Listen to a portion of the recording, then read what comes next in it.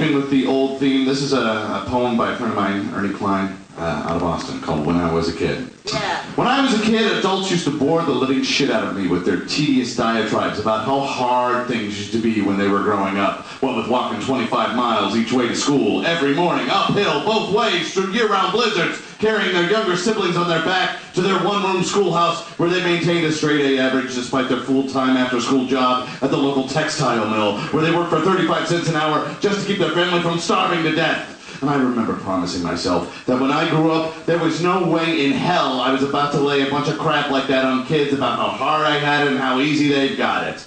But now that I've reached the ripe old age of 32, I can't help but look around and notice that the youth of today have got it so fucking easy!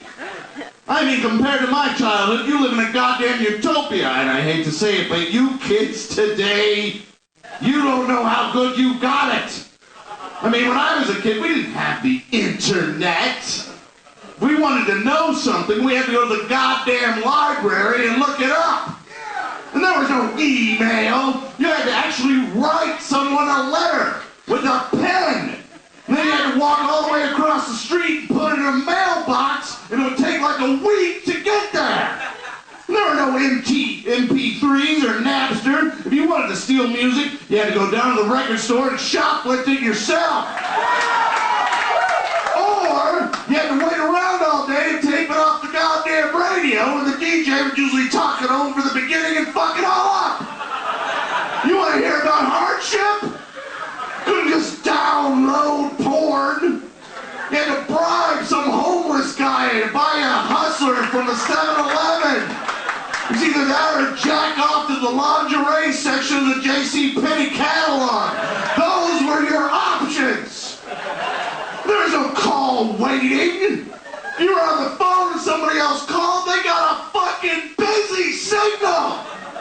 We didn't have caller ID either, yeah. When the phone rang, you had no idea who it was. Could be your boss, a collection agent, your mom, a drug dealer. You didn't know. You had to pick up the phone and take your chances, mister. And we didn't have fucking fancy pants Sony PlayStation video games with the high-resolution 3D graphics.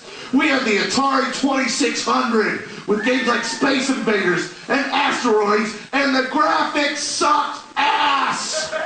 Your guy was a square. You had to use your imagination. There were no multiple levels or screens. It was one screen forever. And you could never win. The game just kept getting harder and faster until you died. Just like life. Those video games built character, Sonny Jim. And when you went to the movie theater, there was no such thing as stadium seating. All the seats were the same height, and if a tall guy sat in front of you, you were screwed. Yep.